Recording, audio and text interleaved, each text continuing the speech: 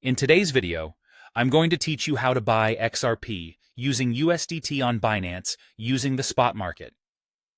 Whether you're new to cryptocurrency trading or just looking for a quick refresher, I'm here to guide you through the process step by step.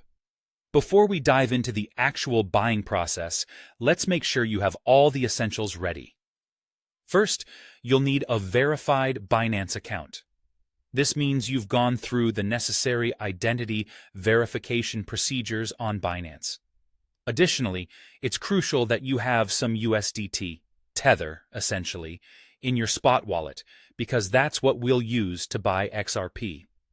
Also, to ensure your account's security, don't forget to enable two-factor authentication, or 2FA, which is a vital security feature to keep your assets safe.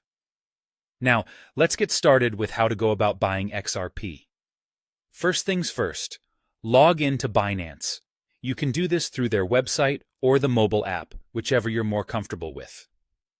Once you're logged in, check that you indeed have USDT available in your account. If you find that you don't have USDT yet, you'll need to deposit some or convert some of your other assets into USDT. Make sure to verify that your USDT is in the spot wallet specifically because that's the wallet we'll be working with. Next, you'll need to head over to the spot trading page. For those of you using the website, you'll want to navigate to the trade section and then select spot. If you're on the mobile app, you can go to markets and select spot or simply tap on trade. Once there, you'll search for the trading pair XRP USDT. You'll find a search bar where you can enter XRP USDT, which basically allows you to use your USDT to purchase XRP. Now, you have the choice of selecting the type of order you want to use. If you want to buy XRP quickly and don't mind paying the current market rate, a market order is your best bet. This type of order buys immediately at the current price, without any hesitation. On the other hand, if you have a specific price in mind that you're willing to pay, you should choose a limit order.